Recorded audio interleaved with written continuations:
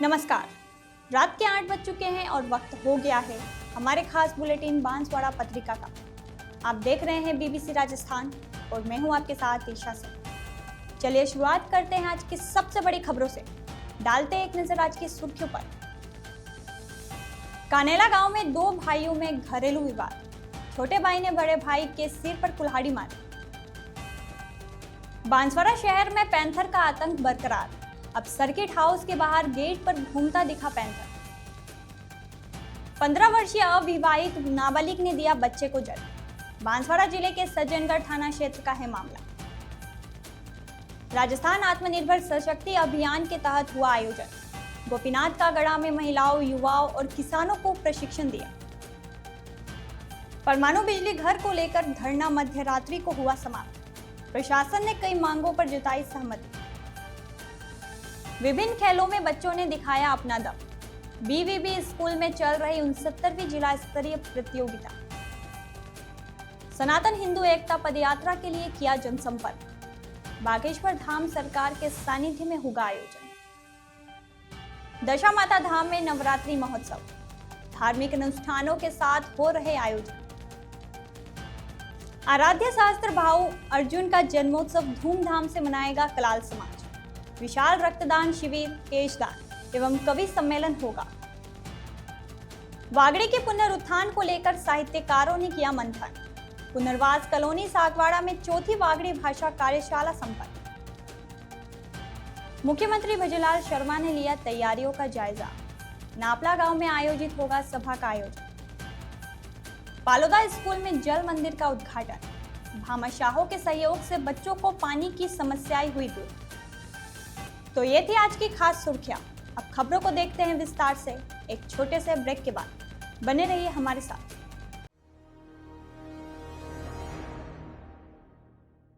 लियो international school Banswara में 2025 के लिए एडमिशन्स ओपन हैं। यहाँ मिलती है एक्सपीरियंस टीचिंग फैकल्टी हर सब्जेक्ट में, जो बनाए पढ़ाई को इंटरेस्टिंग और इजी। यहाँ पर हैं शानदार स्पोर्ट्स फैसिलिटीज जैसे क्रिकेट, फुटबॉल, बास्केटबॉल, एथलेटिक्स और कई इंडोर आउटडोर गेम्स। बॉयज और गर्ल्स के लिए अलग अलग हॉस्टल की सुविधा, सेफ और कंफर्टेबल स्टे। हर एरिया के लिए ट्रांसपोर्ट फैसिलिटी भी अवेलेबल है। स्कूल में है modern science labs, computer lab और फुली अपडेटेड लाइब्रेरी। ये सिर्फ एक स्कूल नहीं, एक सपनों की शुरुआत है। तो देर किस बात की, आज ही एडमिशन के लिए कांटेक्ट करें लियो इंटरनेशनल स्कूल बांसवाड़ा। बांसवाड़ा जिले के आनंदपुरी थाना क्षेत्र स्थित कानेला गांव में दो भाइयों में घरेलू विवाद के कारण छोटे भाई ने बड़े भाई के सिर पर कुल्हाड़ी मारी। इस घटना के बाद परिजनों ने एम्बुलेंस को सूचना दी और घायल को उपचार के लिए स्थानीय अस्पताल आनंदपुरी ले जाया गया। प्राथमिक उपचार करने के बाद घायल को एमजी अस्पताल में रेफर कर दिया गया, जिसका उपचार जारी है। परिजनों ने बताया कि मानसिंह पुत्र कांजी निवासी कानेला का उपचार करने के बाद वार्ड में भर्ती कर लिया है। परिजनों ने बताया कि दो भाइयों के बीच घरेलू विवाद चल रहा था और इस कारण छोटे भाई ने अपने बड़े भाई के सिर पर कुल्हाड़ी मार दी, जिससे बड़े भाई को गंभीर चोटें आई है। पुलिस ने मामला दर्ज कर आगे की कार्रवाई शुरू कर दी है। पुलिस घटना के कारणों और दोनों भाइयों के बीच विवाद की जांच कर रही है। ये मानसिंह पिता कांजी डामोर गांव कानेला से है और इनके घर परिवार में विवाद हुआ। उनके पत्नी का और इनके भाई की पत्नी का, दोनों के पानी की भरने के बारे में मोटर चालू की थी। तो मोटर वो क्यों पानी भरने जाते हैं करके इन्होंने बोला उसकी मानसिंह की पत्नी ने। तो फिर मानसिंह गया और पूछा कि भाई मैं तुम्हारा बेटा नहीं है क्या है करके। फिर आपसी विवाद हो गया था। फिर उनके छोटे भाई की पत्नी ने लड़ाई झगड़ा चालू कर दिया। आप जैसे आए फिर पकड़ के नहीं मानसिंह जी को पकड़ के घर में घुसा के फिर मारने लग गए। बस कुल्हाड़ी मार दी। और मेरा नाम सीताराम चंद्रा, आनंदपुरी से, और ये इनका मैं साला हूँ। बांसवाड़ा शहर और उसके आसपास के क्षेत्रों में पिछले कई दिनों से पैंथर दिखने से लोगों में दहशत का माहौल है। मंगलवार रात करीब 11:15 बजे शहर के डायलाब मार्ग पर स्थित सर्किट हाउस के मुख्य द्वार पर एक तेंदुआ घूमता हुआ दिखाई दिया, जिसका वीडियो लोगों ने बनाकर सोशल मीडिया पर वायरल कर दिया है। यह कोई पहला मौका नहीं है जब शहर में तेंदुआ दिखाई दिया हो। इससे पहले भी वाडिया कॉलोनी, शारदा कॉलोनी और श्यामपुरा वन क्षेत्र के आसपास इसे देखा जा चुका है। लोगों का कहना है कि यह तेंदुआ अक्सर सर्किट हाउस की दीवार पर भी बैठा हुआ नजर आता है। इसी मार्ग पर स्थित हनुमान मंदिर के पास भी इसे पहले देखा गया था। लोगों में इस बात को लेकर काफी गुस्सा है कि वन विभाग की ओर से अभी तक इस तेंदुए को पकड़ने के लिए कोई ठोस कदम नहीं उठाए गए हैं। लोगों को डर है कि कहीं कोई बड़ा हादसा न हो जाए। स्थानीय लोगों ने वन विभाग से जल्द इस पैंथर को रेस्क्यू कर सुरक्षित स्थान पर छोड़ने की मांग की है, ताकि शहरवासी बिना किसी डर के रह सके। वन विभाग को चाहिए कि वह जल्द से जल्द इस पैंथर को पकड़ने के लिए कार्रवाई करे और शहरवासियों को सुरक्षित माहौल प्रदान करे। इससे पहले भी वन विभाग ने कुएं में गिरे पैंथर को रेस्क्यू करने में सफलता हासिल की थी, जिससे ग्रामीणों और वन विभाग की टीम ने घंटों मशक्कत की थी। बांसवाड़ा जिले के सज्जनगढ़ थाना क्षेत्र के एक गांव में एक चौंकाने वाला मामला सामने आया है। यहाँ एक 15 वर्षीय अविवाहित नाबालिग किशोरी ने एक बच्चे को जन्म दिया है। यह घटना तब उजागर हुई जब किशोरी को प्रसव पीड़ा होने पर सज्जनगढ़ सामुदायिक स्वास्थ्य केंद्र ले जाया गया। किशोरी ने सामुदायिक स्वास्थ्य केंद्र में एक बच्चे को जन्म दिया।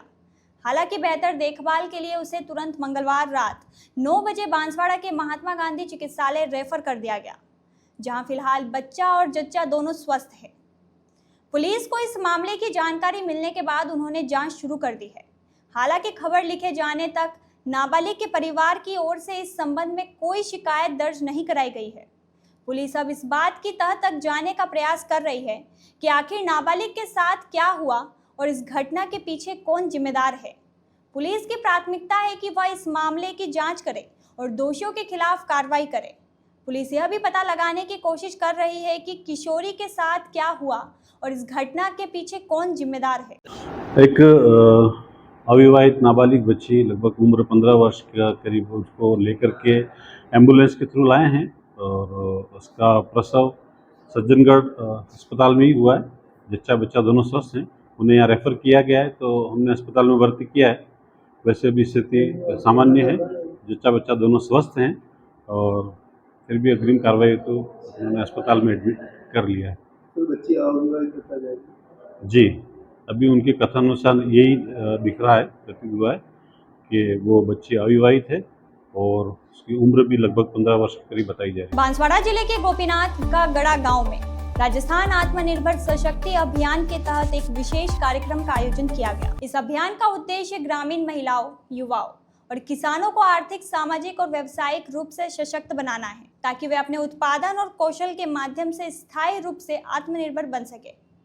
अभियान के माध्यम से उन्हें प्रशिक्षण और मार्गदर्शन दिया जाता है, ताकि वे अपने व्यवसाय या उत्पादन को व्यवस्थित रूप से बढ़ा सके। कार्यक्रम का शुभारंभ वेलनेस फाउंडेशन ट्रस्ट के संस्थापक डॉक्टर विनोद कुमार व माही धारा सेवा संस्थान के कांतिलाल ने किया। इस अवसर पर कृषि ट्रेनर लक्ष्मण मकवाना, ग्राम पंचायत के सरपंच और ग्रामीणों ने अभियान के महत्व पर प्रकाश डाला। कार्यक्रम में महिलाओं और युवाओं को यह जानकारी दी गई कि कैसे औषधि, फूल पत्ती और सूखी वनस्पति उत्पाद के उत्पादन और विपणन से वे स्थायी आय अर्जित कर सकते हैं। डॉक्टर विनोद कुमार ने कहा कि राजस्थान आत्मनिर्भर सशक्ति अभियान का उद्देश्य केवल आर्थिक लाभ देना नहीं है। हम चाहते हैं कि ग्रामीण महिलाएं और युवा अपने कौशल और प्रशिक्षण का उपयोग करके व्यावसायिक रूप से सशक्त बने, अपने परिवार और समुदाय के लिए स्थायी योगदान दें। कांतिलाल ने बताया कि अभियान में प्रशिक्षण प्राप्त लोग औषधि खेती, वनस्पति उत्पादन और विपणन के लिए सक्षम बनते हैं। इससे न केवल उनकी व्यक्तिगत आय बढ़ती है, बल्कि पूरे गांव में रोजगार और आर्थिक स्थिरता भी आती है। बांसवाड़ा जिले में प्रस्तावित परमाणु बिजली घर परियोजना के विरोध में चल रहा धरना प्रदर्शन आखिरकार देर रात को खत्म हो गया। भारत आदिवासी पार्टी के सांसद राजकुमार रोत और विधायक जय कृष्ण पटेल के नेतृत्व में यह धरना प्रदर्शन हो रहा था। जिला प्रशासन और NPCIL की टीम के साथ हुई बातचीत के बाद मध्य रात्रि करीब 1 बजे दोनों पक्षों के बीच कई मांगों को लेकर सहमति बनी, जिसके बाद प्रदर्शनकारियों ने अपना धरना समाप्त कर दिया। यह प्रदर्शन विस्थापित परिवारों की विभिन्न मांगों को लेकर दोपहर से ही जिला कलेक्ट्रेट परिसर में शुरू हुआ था। प्रदर्शनकारियों ने धरना स्थल पर ही भजन कीर्तन किए और भोजन भी किया। करीब 3 घंटे तक जिला कलेक्टर डॉक्टर इंद्रजीत सिंह यादव और पुलिस अधीक्षक सुधीर जोशी के साथ प्रदर्शनकारियों के नेताओं की बातचीत चली। शुरुआत में कोई ठोस परिणाम नहीं निकला, लेकिन बाद में अणुशक्ति विद्युत निगम लिमिटेड ने मांगों पर सहमति दी। प्रदर्शनकारियों ने 11 सूत्रीय मांगे रखी थी, जिन पर प्रशासन और NPCIL ने सहमति जताई। इसमें CSR फंड का 70% बजट प्रभावित क्षेत्रों, पंचायतों और ब्लॉक के लिए उपयोग करने, विस्थापित परिवारों और स्थानीय लोगों को रोजगार में प्राथमिकता देने और अनस्किल्ड लोगों को ट्रेनिंग देने की मांगे शामिल थी। इसके अलावा जिन आदिवासी परिवारों को मुआवजा नहीं मिला है, उनकी सूची बनाकर उन्हें मुआवजा देने और RNR के कट ऑफ डेट में 6 महीने की छूट देने पर भी सहमति बनी। धरना प्रदर्शन के दौरान दर्ज हुए मुकदमों को वापस लेने और डबल विस्थापित परिवारों के लिए एक संयुक्त कमेटी बनाकर अतिरिक्त मुआवजा देने पर भी विचार किया जाएगा। भूमिहीन परिवारों को राज्य सरकार द्वारा विशेष भूमि आवंटित करने, विस्थापितों के लिए बनाए गए मकानों की जांच करने और अगर वे रहने योग्य नहीं हैं तो वे नए मकान बनाने की मांग को भी स्वीकार किया गया। FRA 2006 के तहत मिले पट्टे धारकों को मुआवजा देने, विस्थापित क्षेत्रों में आधुनिक स्कूल, अस्पताल और मिनी सचिवालय बनाने तथा 24 घंटे मुफ्त बिजली देने पर भी विचार किया जाएगा। अंत में पर्यावरण और रेडिएशन पर NPCIL की रिपोर्ट उपलब्ध करवाने की मांग पर भी सहमति बनी। प्रशासन ने स्पष्ट किया कि CSR फंड का उपयोग प्रभावित क्षेत्र की पॉलिसी के अनुसार किया जाएगा। रोजगार के लिए एक विस्तृत कार्य योजना बनाकर उसे लागू किया जाएगा। मुकदमा को वापस लेने और मुआवजा देने के संबंध में कानूनी प्रक्रिया के अनुसार कार्रवाई होगी। अन्य मांगों पर जनहित में सहानुभूतिपूर्वक विचार किया जाएगा। इस आश्वासन के बाद ही धरना समाप्त हुआ। और ये भी बजट मंडी का है। हमने जो मांगे रखी हैं, जो मांगे हमने सेलेक्टेड पॉइंट टू पॉइंट और टेक्निकल लैंग्वेज में सरकार के समक्ष भिजवाई है। यहाँ तो सरकार ये स्वीकार करे कि मांगे सही हैं तो सही है, जिसका समाधान करें। अगर मांगे गलत है तो हम कह रहे हैं कि प्रशासनिक अधिकारी या सरकार प्रेस कॉन्फ्रेंस कर दे कि ये अनलीगल मांगे हैं या मतलब कहे कि अनवाजिब मांगे हैं। तो जो मांगे हैं वाजिब मांगे हैं, तो मेरा जहां तक मानना है कि सरकार को आदिवासी क्षेत्र के हित में देखते हुए इन मांगों को मानना चाहिए। हमें मौखिक आश्वासन मिल रहा है, लेकिन हम चाहते हैं, हमें ही नहीं, जनता चाहती है कि हमें आश्वासन मिले, लिखित में ठोस आश्वासन मिले, क्योंकि आज तक आश्वासन 2013 से लगा के 2025 हो गया है। आज तक ये लोग दर दर की भटक रहे हैं। माही से विस्थापित हुए 1980 में, वो व्यक्ति आज यहाँ से भी विस्थापित हो गया है, आज भी भटक रहा है। वहां माही से न्याय नहीं मिला, यहाँ भी न्याय नहीं मिलेगा। इनकी जिंदगी चली गई, 50 साल तो गुजर गए। तो हम चाहेंगे कि आश्वासन बहुत हो गए, अगर ठोस हमें कोई लिखित में आश्वासन मिलता है तो हम लोग मानेंगे, बाकी हम ये बैठे रहेंगे। आज आप नए रूप में नजर आए कि ना, मैं सिंपल सा रूप, ये कल्चर से जुड़ा हुआ है। इसके बारे में मैं बाइट देने जाऊंगा, लंबा हो जाएगा। ये मानगढ़ जो हत्याकांड हुआ, तो इससे पहले 1913 में, उससे पहले से आदिवासी समुदाय खेतीबाड़ी करता है तो भी गीत गानों के साथ करता है, युद्ध लड़ता है तो भी गीत गानों के साथ करता है, संघर्ष करता है, आंदोलन करता है तो भी वाद्य यंत्रों के साथ करता है, और भक्ति करता है तो भी वाद्य यंत्रों के साथ करता है। कलेक्ट्रेट परिसर में लगातार धरना प्रदर्शन करते हुए बीजेपी के जो कार्यकर्ता और यहाँ पर सुंदरपुर बांसवाड़ा के सांसद राजकुमार रोड द्वारा भी यहाँ मंजीरा बजाकर विरोध प्रदर्शन किया जा रहा है। Naresh Bhavsar, BBC Rajasthan news channel.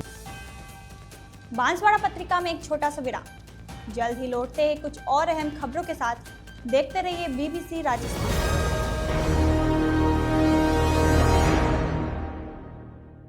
लियो इंटरनेशनल स्कूल बांसवाड़ा में 2025 के लिए एडमिशन्स ओपन हैं। यहाँ मिलती है एक्सपीरियंस टीचिंग फैकल्टी हर सब्जेक्ट में, जो बनाए पढ़ाई को इंटरेस्टिंग और इजी। यहाँ पर हैं शानदार स्पोर्ट्स फैसिलिटीज जैसे क्रिकेट, फुटबॉल, बास्केटबॉल, एथलेटिक्स और कई इंडोर आउटडोर गेम्स। बॉयज और गर्ल्स के लिए अलग अलग हॉस्टल की सुविधा, सेफ और कंफर्टेबल स्टे। हर एरिया के लिए ट्रांसपोर्ट फैसिलिटी भी अवेलेबल है। स्कूल में है modern science labs, computer lab और फुली अपडेटेड लाइब्रेरी। ये सिर्फ एक स्कूल नहीं, एक सपनों की शुरुआत है। तो देर किस बात की, आज ही एडमिशन के लिए कांटेक्ट करें लियो इंटरनेशनल स्कूल बांसवाड़ा।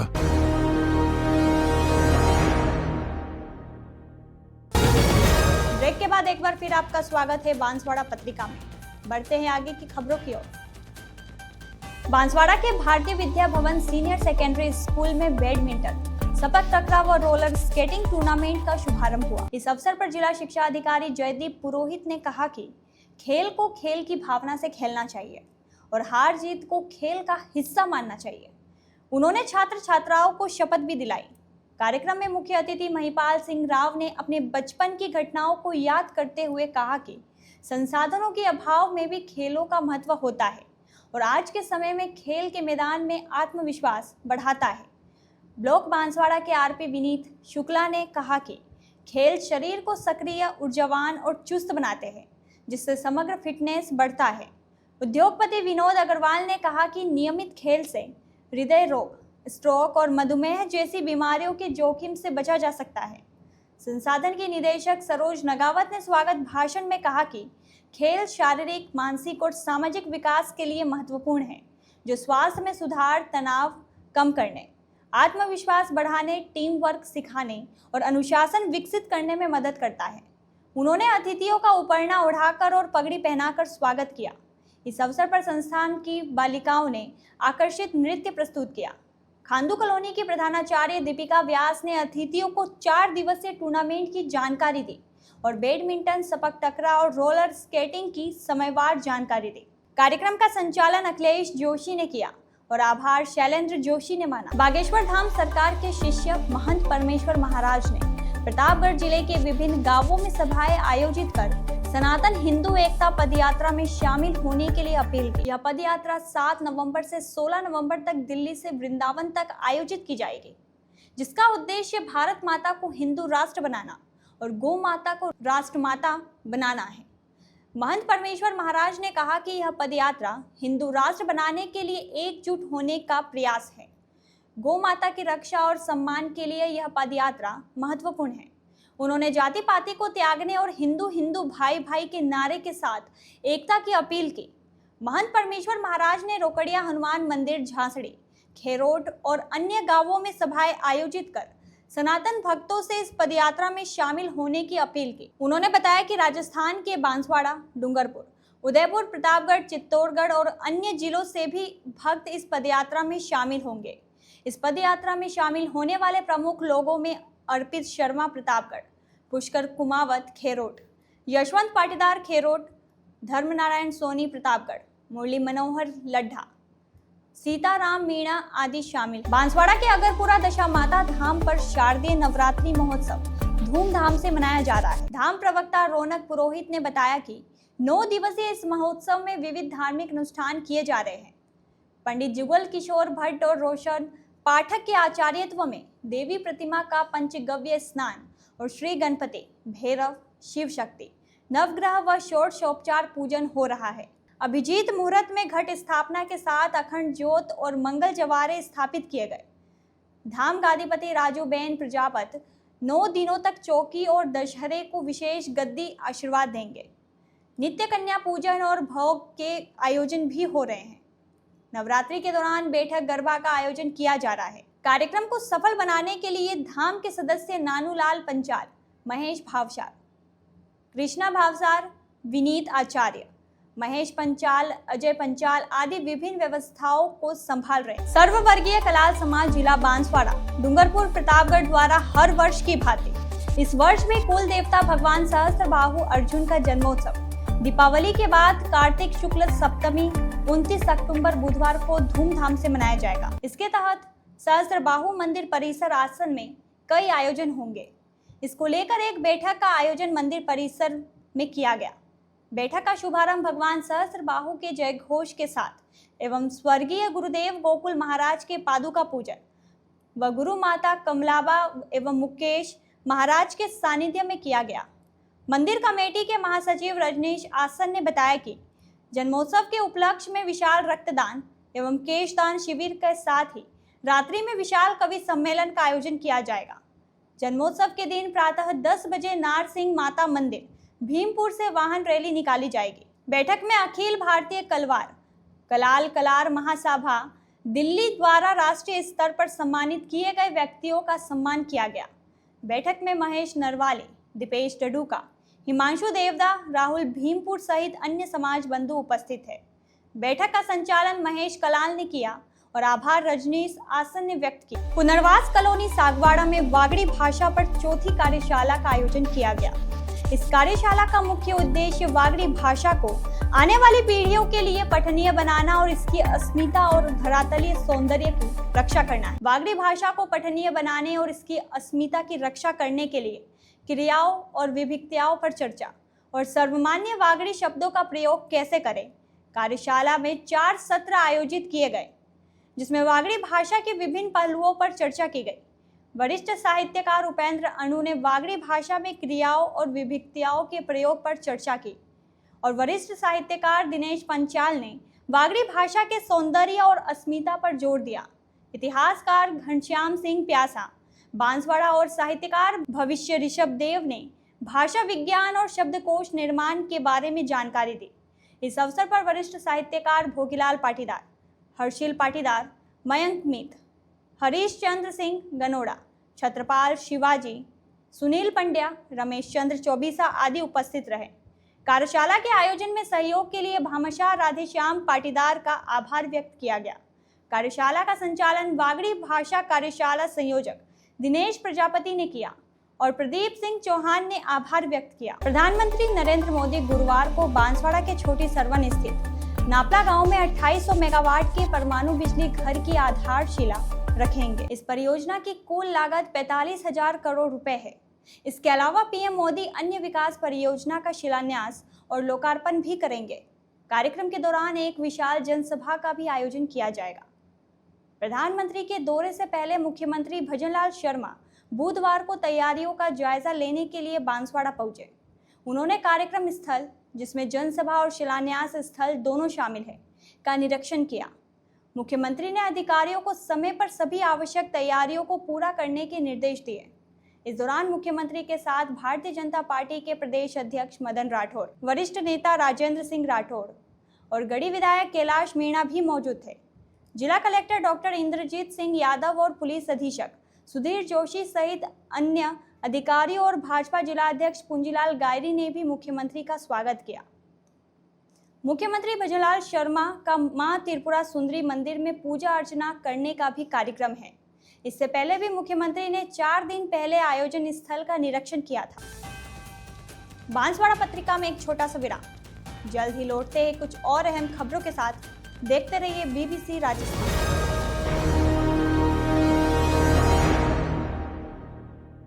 लियो इंटरनेशनल स्कूल बांसवाड़ा में 2025 के लिए एडमिशन्स ओपन हैं। यहाँ मिलती है एक्सपीरियंस टीचिंग फैकल्टी हर सब्जेक्ट में, जो बनाए पढ़ाई को इंटरेस्टिंग और इजी। यहाँ पर हैं शानदार स्पोर्ट्स फैसिलिटीज जैसे क्रिकेट, फुटबॉल, बास्केटबॉल, एथलेटिक्स और कई इंडोर आउटडोर गेम्स। बॉयज और गर्ल्स के लिए अलग अलग हॉस्टल की सुविधा, सेफ और कंफर्टेबल स्टे। हर एरिया के लिए ट्रांसपोर्ट फैसिलिटी भी अवेलेबल है। स्कूल में है modern science labs, computer lab और फुली अपडेटेड लाइब्रेरी। ये सिर्फ एक स्कूल नहीं, एक सपनों की शुरुआत है। तो देर किस बात की, आज ही एडमिशन के लिए कांटेक्ट करें लियो इंटरनेशनल स्कूल बांसवाड़ा।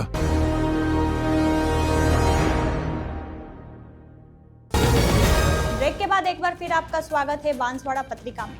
बढ़ते हैं आगे की खबरों की ओर। बांसवाड़ा के पालोदा कस्बे में स्थित राजकीय उच्च माध्यमिक विद्यालय में भामाशाहों के सहयोग से 2 जल मंदिरों का निर्माण करवाया गया है। विद्यालय में बोरवेल पर मोटर लगी हुई है, लेकिन बार बार लाइट चली जाने से बच्चों के पीने के पानी की समस्या थी। इस समस्या को देखते हुए विद्यालय प्रबंधन के अल्प निवेदन पर ठिकरिया निवासी भूपेंद्र जोशी और बरोडिया निवासी गोपाल पंचोली ने विद्यालय में लगभग 70,000 रुपए खर्च कर 2 जल मंदिर बनवाए हैं। नवरात्रि के अवसर पर बुधवार को विद्यालय परिसर में निर्मित इन जल मंदिरों का उद्घाटन किया गया। मुख्य ब्लॉक शिक्षा अधिकारी गढ़ी सुमन द्विवेदी, ACBEO गणेश लाल पाटीदार, जिला परिषद सदस्य देवेंद्र त्रिवेदी, सरपंच शंकरलाल खराड़ी और अन्य गणमान्य व्यक्ति उपस्थित रहे। पंडित नीतीश शास्त्री के मंत्र उपचार के साथ विधि विधान के साथ पूजा अर्चना और श्रीफल वधेर कर एवं रिबिन काट कर शुभारंभ किया गया। जल मंदिर के निर्माण से विद्यालय के बच्चों को पीने के पानी की समस्या दूर हो गई। भामाशाहों के इस सहयोग को देखते हुए विद्यालय के बच्चों ने भी आत्मीयता के साथ भामाशाहों का धन्यवाद दिया। कार्यक्रम में प्रधानाचार्य हितेश सुथार, कल्पेश द्विवेदी, नितिन द्विवेदी, राकेश महवाई, विनोद हाड़ा और अन्य स्टाफ सदस्यों ने सहयोग प्रदान किया। राजस्थान शिक्षक संघ राष्ट्रीय की जिला इकाई का 2 दिवसीय शैक्षिक अधिवेशन 26 व 27 सितंबर कुशलगढ़ के टिमेड़ा बड़ा रोड स्थित ITI भवन में होगा।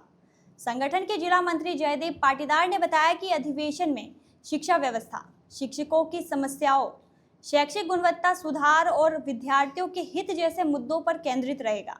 इसमें जिले भर के शिक्षकों के साथ ही शिक्षा जगत से जुड़े वरिष्ठ पदाधिकारी व विशेषज्ञ भाग लेंगे। अधिवेशन के प्रबंध प्रमुख दिग्पाल सिंह राठौर ने बताया कि उद्घाटन सत्र में गढ़ी के विधायक कैलाश मीणा मुख्य अतिथि होंगे, जबकि अखिल भारतीय वनवासी कल्याण आश्रम के संगठन मंत्री भगवान सहाय मुख्य वक्ता होंगे।